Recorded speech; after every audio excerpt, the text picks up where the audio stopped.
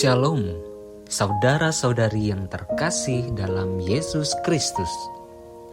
Inilah Injil suci menurut Lukas.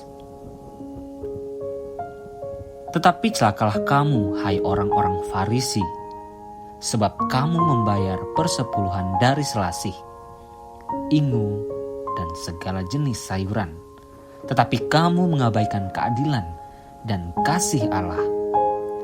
Yang satu harus dilakukan dan yang lain jangan diabaikan. Celakalah kamu, hai orang-orang Farisi, sebab kamu suka duduk di tempat terdepan di rumah ibadat dan suka menerima penghormatan di pasar. Celakalah kamu, sebab kamu sama seperti kubur yang tidak memakai tanda. Orang-orang yang berjalan di atasnya tidak mengetahuinya. Seorang dari antara ahli-ahli Taurat itu menjawab dan berkata kepadanya, "Guru, dengan berkata demikian, engkau menghina kami juga." Tetapi ia menjawab, "Celakalah kamu juga, hai ahli-ahli Taurat, sebab kamu meletakkan beban-beban yang tak terpikul pada orang, tetapi kamu sendiri tidak menyentuh beban itu dengan satu jari pun." Demikianlah Injil Tuhan. Saudara-saudari yang terkasih dalam Yesus Kristus, kembali Yesus mengecam orang-orang Farisi dan para ahli Taurat yang dikisahkan dalam Injil Lukas ini karena perbuatan mereka yang penuh dengan kemunafikan. Kecaman itu dianggap penghinaan oleh ahli Taurat. Namun pada dasarnya apa yang Yesus sampaikan itu benar adanya. Seperti apakah kehidupan mereka sehingga mereka sampai segitunya mendapat kecaman. Dan Yesus juga melontar kecaman yang keras terhadap mereka.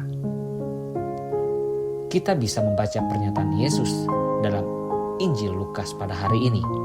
Yang pertama, celakalah kamu, hai orang-orang Farisi, sebab kamu suka duduk di tempat terdepan di rumah ibadat dan suka menerima penghormatan di pasar. Apa yang dilakukan oleh mereka sangat tidak diinginkan oleh Yesus karena landasan perbuatan Yesus. Apa yang dilakukan oleh mereka sangat tidak diinginkan oleh Yesus karena landasan pewartaan Yesus adalah pelayanan.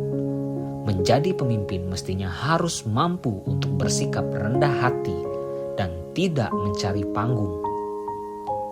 Kedua, celakalah kamu juga, hai ahli-ahli Taurat, sebab kamu meletakkan beban-beban yang tak terpikul pada orang, tetapi kamu sendiri tidak menyentuh beban itu dengan satu jari pun.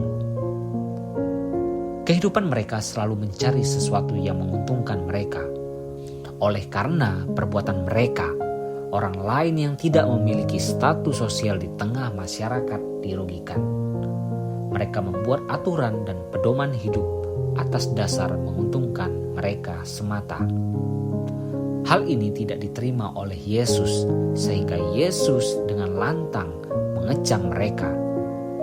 Pesan penting dari Injil harian dan renungan Katolik hari ini buat kita adalah jangan menjadi manusia yang suka merugikan orang lain. Harus selalu mampu koreksi diri dan memeriksa batin kita. Apakah kita sudah menjalani kehidupan yang benar menurut Tuhan atau tidak? Kita cukup bertanya ke dalam diri kita sendiri. Apakah selama ini kita sudah menunjukkan kemurahan hati kita kepada sesama dan di hadapan Tuhan? Atau malah kita sama seperti orang Farisi dan para ahli Taurat tersebut yang selalu bersikap ego?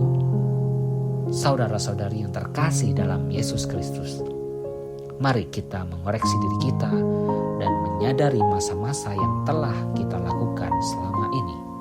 Tuhan Yesus memberkati kita semua. Amin.